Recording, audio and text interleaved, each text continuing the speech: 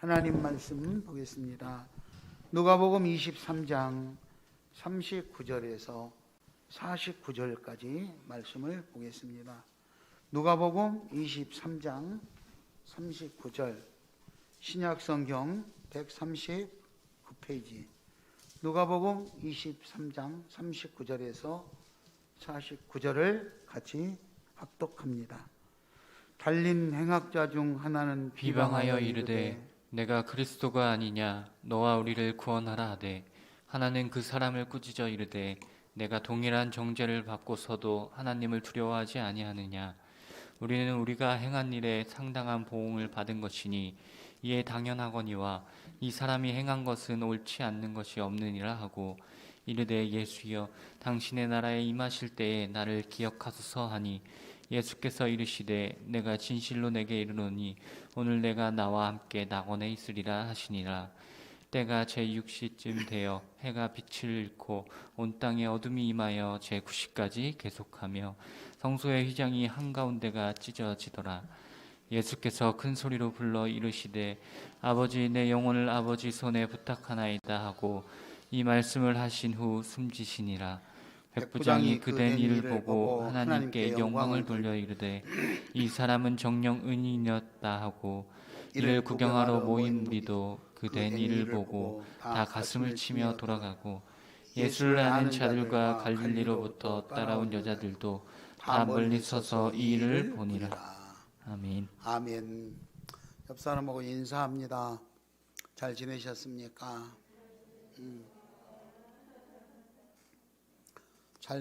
잘들 살으셨죠? 코로나가 빨리 끝나고 우리가 서로 대면하며 마음껏 교제할 수 있는 날이 올 수 있기를 바랍니다. 오늘은 종려주일입니다. 종려주일. 종려주일은 사순절 6번째 주일로 부활절 전 주일을 종려주일이다 이렇게 말합니다. 그리고 내일부터는 고난주간이 시작되고 예수님께서 끌려가서 고난을 받으시고 십자가에 죽으시고 다시 살아나서 부활하신 날까지가 일주일 동안 진행이 되는 고난주간입니다. 그래서 구체적으로 고난주간에는 오락이나 이런 것들을 많이 좀 금하고 경건한 마음으로 그렇게 고난에 참여하면 그런 것들이 계속해서 전해 내려오고 있고 우리도 그렇게 지켜왔습니다. 그래서 오늘 이제 요일상으로 말한다면 오늘 예수님께서 어린 나귀를 타시고 예루살렘 성으로 입성하는 날입니다. 예수님께서 나귀를 타고 예루살렘에 입성하자 수많은 군중들이 호산나 호산나 다윗의 자손이 막 이렇게 선호했죠. 종려나무 가지를 흔들고 자기들의 옷을 벗어서 바닥에 깔고 이렇게 했다고 성경은 전하고 있습니다. 그때 그 군중들은 예수님께서 새로운 임금으로 자기들을 풍요롭고 축복이 넘치도록 해주는 그런 분으로 이렇게 반겨 맞이했는데 예수님은 나귀를 타고 입성하실 때 이제 고난을 받고 내가 십자가에 못 박혀 죽고 부활할 것을 알고 입성하십니다. 즉 다시 말하면 예수님을 맞이하는 군중들 생각과 예루살렘에 입성하시는 예수님이 지금 상황이 다른 거예요. 저는 이 말씀을 준비하면서 어쩌면 우리도 이렇게 예수님의 생각과 다른 그런 우리들만의 욕구에 맞는 신앙생활을 하고 있지는 않을까 이런 생각들을 한번 해보았습니다. 그래서 오늘 주일날은 종려주일이고 개선의 날이라고 하죠. 개선의 날. 그리고 월요일은 권위의 날이라고 합니다. 그래서 예수님이 예루살렘 성전에 입성하셔서 성전을 정결하게 만들었죠. 성전에 가서 보니 비둘기 파는 사람들, 돈 바꾸는 사람들, 장사하는 사람들이 이게 있어서 예수님이 다 뒤집었고 내 집은 만민이 기도하는 집이다 이렇게 선포하셨잖아요. 오늘 예수님이 이제 예루살렘 성에 입성하셔서 우리 시온교회에 들어오신다면 우리 시온교회는 기도하는 교회일까? 아니면 영업하고 있는 교회일까? 예수님이 보시고 쫓아낼 사람은 쫓아내고 그렇지 않겠습니까? 그런 권세를 가지고 예수님이 오셨다. 성전을 정결하게 하셨다. 화요일 날은 변론의 날입니다. 변론의 날. 화요일 날은 즉 예수님께서 질문을 받으시죠. 많은 사람들이 당신이 메시아냐? 어떻게 성전을 허물고 자기 마음대로 3일 만에 진다고 하느냐? 어떻게 자기가 하나님이라고 하느냐? 이렇게 해가지고 예수님에게 공격하고 질문했을 때 예수님이 그거를 답변하는 내용, 변론하는 내용이 마태복음 21장 23절 이하 37절에서 기록하고 있습니다. 그리고 수요일 날은 이제 예수님이 휴식을 하지요. 변론을 다 마친 후에 예수님이 베다니에서 휴식을 합니다. 그때 마리아라는 여자가 예수님께 와서 향유를 붓고 자기 머리카락으로 예수님의 발을 씻었다는 내용들을 우리는 익히 들어서 알고 있습니다. 마태복음 26장 6절 이하 23절에 기록된 말씀이죠. 그리고 그 목요일 날 드디어 최후의 만찬이 이루어지는 목요일 날 예수님은 목요일 날 제자들을 다 모아놓고 제자들의 발을 씻기는 사건이 발생합니다. 세족식이라고 하지요. 세족식. 목요일 날 예수님께서 제자들을 다 모아놓고 최후의 만찬을 하다 일어나셔서 대야에 물을 떠다 제자들의 발을 씻기시면서 내가 선생님에도 불구하고 이렇게 너희들의 발을 씻기면서 너희들도 가서 꼭 이와 같이 하라. 그러면 사람들이 너희가 내 제자인 줄을 알 것이다. 이렇게 세족식을 하신 후에 그리고 겟셋마네 기도 그리고 겟셋마네 기도하시고 그리고 군병들에게 붙잡혀서 끌려가시게 됩니다. 금요일 날은 고난과 죽음의 날입니다. 그래서 끌려가신 예수님이 가서 이제 신문을 받고 빌라도에게 재판을 받고 사형 판결을 받고 십자가에 매달려서 그날 돌아가시게 됩니다. 오늘 본문 읽었던 이 내용이 오늘 마지막 숨지시면서 그죠? 46절에 아버지 내 영혼을 아버지 손에 부탁하나이다. 이렇게 금요일 날 그렇게 고난과 죽음의 날. 그리고 토요일은 무덤 속에 계셨죠. 무덤 속. 그리고 주일날 새벽에 부활하셨습니다. 주일날 새벽에 여인들이 예수님의 무덤에 갔을 때 이미 돌이 굴러져 있었고 예수님이 계셨던 누웠던 자리에 이미 예수님의 시신이 없었습니다. 부활하신 예수 그리스도. 그게 고난주간 일주일간의 내용입니다. 자, 이렇게 예수님께서 그런데 이렇게 일주일간 종려주일부터 부활주일까지 일주일간의 여정이 있었는데 오늘 여러분과 은혜를 나누고자 하는 것은 따라서 하겠습니다. 가상칠언. 즉 금요일 날 예수님께서 십자가에 매달려 달려 죽으실 때 마지막 숨지기까지 오늘 아버지 내 영혼을 아버지 손에 부탁하나이다. 이 마지막 말씀을 하기 이전까지 십자가선상에서 7가지의 말씀을 하셨어요. 그래서 7언, 7가지 말씀이다 이 말이죠. 예수님이 십자가에 매달리셔서 마지막으로 하신 7가지의 말씀을 가상칠언이다 그러는데 오늘 그 7가지의 말씀을 간단하게 설명하고자 합니다. 지금 40분이니까 20분 남았는데 하나만 한 제목 타투만 가지고도 20분 가지고 부족한데 7가지를 다 말씀을 드려야 되니까 중요한 포인트만 말씀을 드리도록 그렇게 하겠습니다. 첫 번째 말씀은 누가복음 23장 34절에 있는 말씀으로서 아버지 저들을 사하여 주시옵소서. 오늘 누가복음 23장 우리가 39절부터 읽었었죠. 앞쪽으로 조금만 가시면 34절에 아버지 저들을 사하여 주시옵소서. 저들은 자기들이 지금 무슨 일을 하고 있는지도 모릅니다. 이렇게 예수님은 용서의 기도를 하셨습니다. 따라서 합니다. 용서의 기도. 용서의 기도. 그렇습니다. 오늘 군중들은 예수님을 십자가에 못 박으시고, 그리고 두 행악자라겠어요. 강도들이라겠죠. 두 행악자들을 좌우에 못 박았어요. 십자가에 못 박았어요.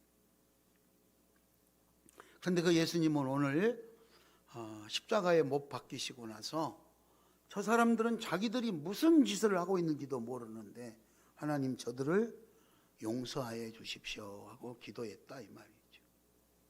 여러분, 첫 번째 말씀 용서의 기도를 하는 예수 그리스도의 말씀을 기억하시고, 여러분들도 내 삶에 오늘이 마지막이다 생각한다면 주변의 사람들을 용서하지 못할 사람이 없을 것입니다. 다 용서하시기 바랍니다. 내 주변을 한번 생각해 보십시오. 용서하지. 예수님은 사역을 하시면서요, 죄 많은 여인들을 속죄시켜 주셨죠. 누가복음 7장 36절 이하 50절에서도 죄인들을 심지어 현장에서 간음하다가 걸려온 붙잡힌 여인, 수많은 사람들이 돌로 쳐서 죽여라고 모세의 율법에 가르쳤는데 선생님은 어떻게 하면 좋겠습니까? 했을 때 예수님께서는 너희 중에 죄 없는 자가 돌로 쳐라 이렇게 하고 그 여인을 용서했었습니다. 중풍병자도 치료해 주시고요, 수많은 환자들을 고치시고, 그리고 귀신 들린 자를 고쳐주시고, 심지어는 죽은 자를 살리는 속죄권을 가지고 계셨습니다. 여러분, 오늘 이렇게 예수님께서 첫 번째 용서의 기도, 용서의 기도. 아버지 저들의 죄를 사하여 주십시오. 여러분, 우리도 다 용서할 수 있기를 바랍니다. 오늘 내 마음속에 용서하지 못할 그런 사람이 혹시라도 있다면 이 시간 이후로 그를 용서하시기 바랍니다. 이 용서라는 것은 단순히 그냥 내가 봐주자 이게 아니고 다가가서 사랑을 나누어 줄 수 있을 때까지가 진실한 용서인 줄 믿습니다. 내가 사랑을 공급해 줄 수 있을 때까지 그게 진정한 용서가 될 수 있다는 거죠. 두 번째는 오늘 내가 나와 함께 낙원에 있으리라. 예수님은 낙원의 주인이십니다. 그래서 낙원을 약속하셨습니다. 본문 말씀에 우리가 읽었던 39절 이하 43절 말씀에 예수님이 십자가에 매달릴 때 좌우편에 행악자가 매달렸다. 39절에 달린 행악자 중 하나는 비방하였고 하나는 회개하였다. 두 행악자 중에 한 사람은 오히려 예수님을 조롱했지요. 당신이 하나님이라면서, 하나님의 아들이라면서 자신도 살아나지 못하면서 누구를 살린단 말이냐, 누구를 구원한단 말이냐, 막 이렇게 조롱을 했다는데, 한 사람은 그렇지 않았습니다. 우리는 죄가 있어 십자가에 매달리지. 저분은 하나님이신데 죄가 없음에도 불구하고 우리 때문에, 우리를 위하여 십자가에 달리시는 거다. 그러면서 그 행악자는 예수님에게 말씀합니다. 예수님의 나라에 임할 때 나를 기억해 주십시오. 그때 예수님께서 네가 오늘 나와 함께 낙원에 있으리라 이렇게 말씀하셨어요. 우리의 잘못을 인정하고 회개할 때, 그때 우리에게 평화가 임한 것을 기억하시기 바랍니다.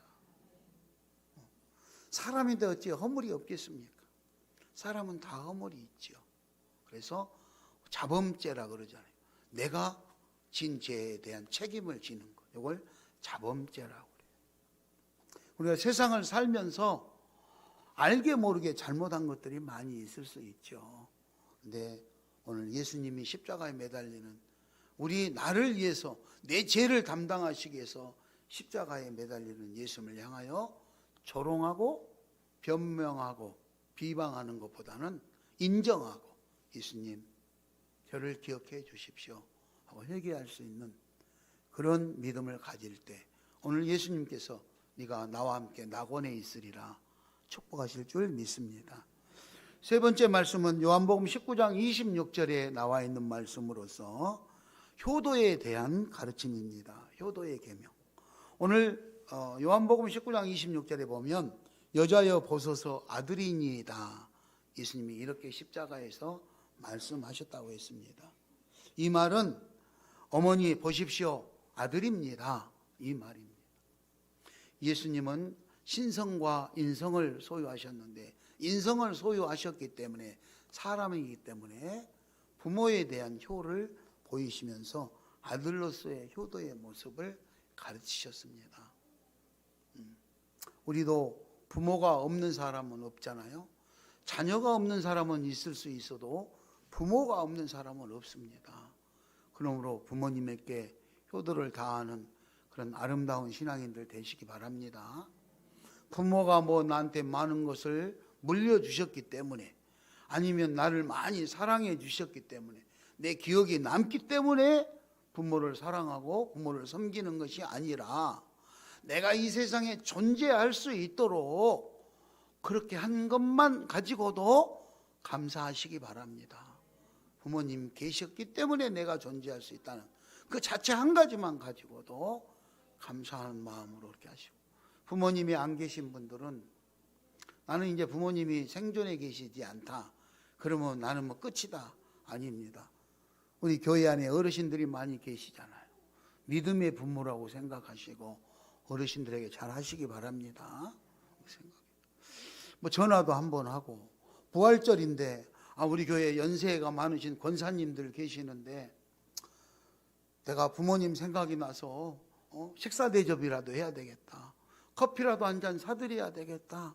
아니 과일이라도 하나 사드려야 되겠다.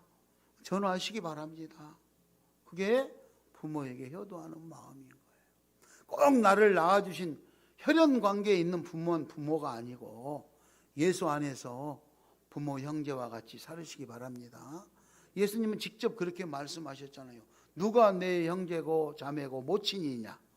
아버지 뜻대로 하는 자가 내 형제요 자매요 모친이니라 어머니이니라 이렇게 말씀하셨어요. 그러므로 우리 교회 안에서 같은 신앙 공동체 안에서 살아가고 있는 그런 연세 드신 권사님들에게 부모님처럼 잘 하시기 바랍니다. 아멘. 생각나신 분들은, 그런 마음이 생각나신 분들은 까먹지 말고 오늘 가셔서 꼭 멀리 계신 부모님께 전화하고, 말로만 하는 것보다는 커피라도 한 잔 이렇게 성의가 전달되어질 때 더 사랑이 느껴질 줄 믿습니다. 그렇게 큰 돈 들여서 비싼 선물 하라는 것이 아니에요. 어떤 방법이든 우리들의 마음을 전할 수 있어야 된다는 것. 네 번째 말씀은 마태복음 27장 46절에 기록된 말씀으로 엘리 엘리 라마 사막다니 이렇게 말씀하셨어요. 엘리 엘리 라마 사막다니. 이 말씀은 무슨 말씀이냐? 나의 하나님 나의 하나님 어찌하여 나를 버리시나이까? 이 말씀이에요. 번역을 하면, 쉽게 말해서 간단히 말하면 영적인 고민을 기도하신 거예요. 죄인들은 버림을 받게 돼 있어요.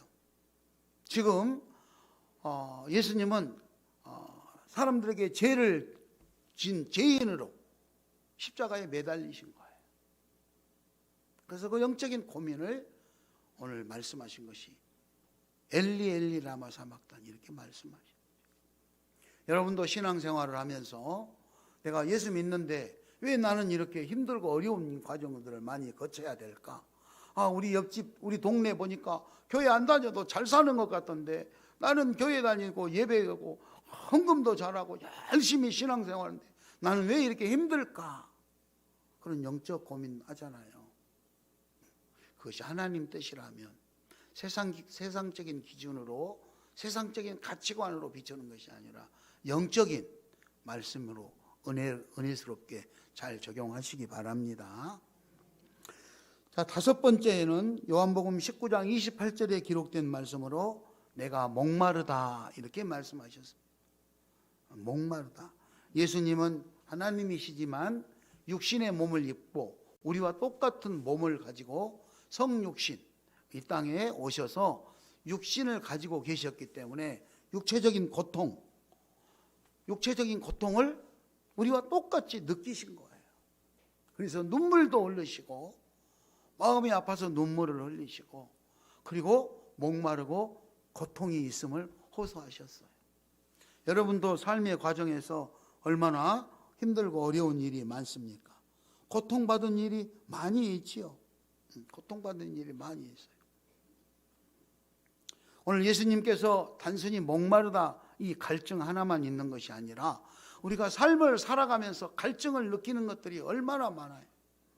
심령의 갈증을 느끼는 것들. 그런가 하면 재정적인 갈증을 느낄 때도 많지요. 경제적으로 힘들고 어려워서 너무너무 갈증을 느낄 때가 많아요. 육신의 아픔 때문에, 질병 때문에 갈증을 느낄 때도 많지요. 사연이 뭐 얼마나 많겠습니까? 옆 사람한테 한번 물어보세요. 무슨 사연이 있습니까? 물어보세요. 당신은 사연이 없습니까?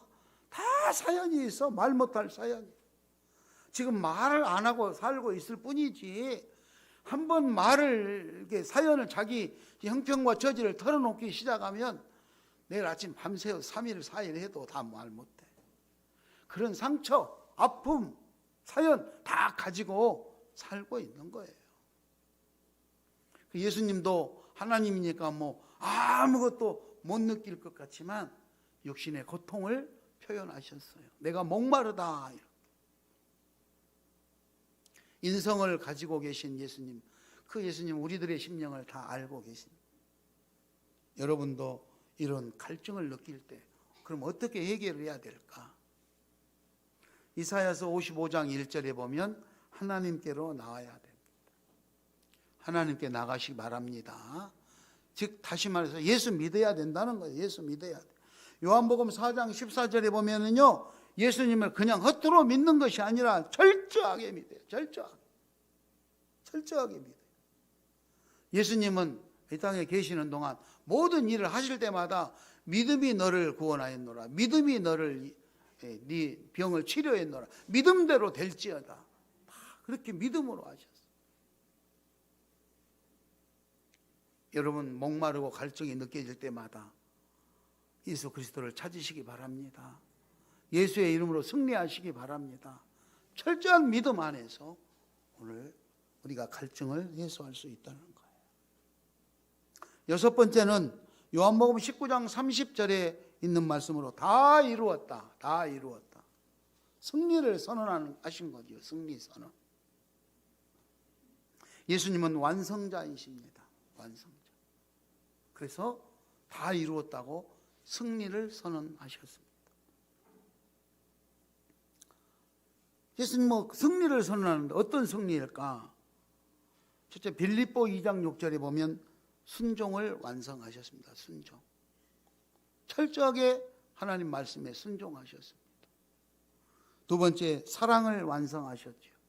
마태복음 5장 44절에 사랑을 완성하셨습니다. 그리고 요한복음 19장 30절에서 구속을 완성하셨습니다.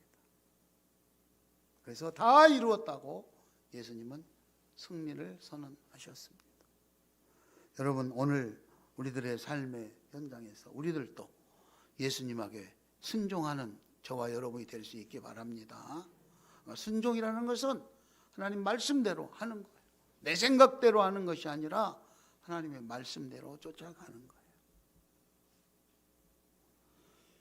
그리고 마지막 일곱 번째 최후의 신앙 고백을 합니다. 최후의 신앙 고백. 그게 오늘 말씀입니다. 일곱 번째 최후의 신앙 고백. 우리 다 같이 한번 읽어볼까요? 49절, 46절 누가복음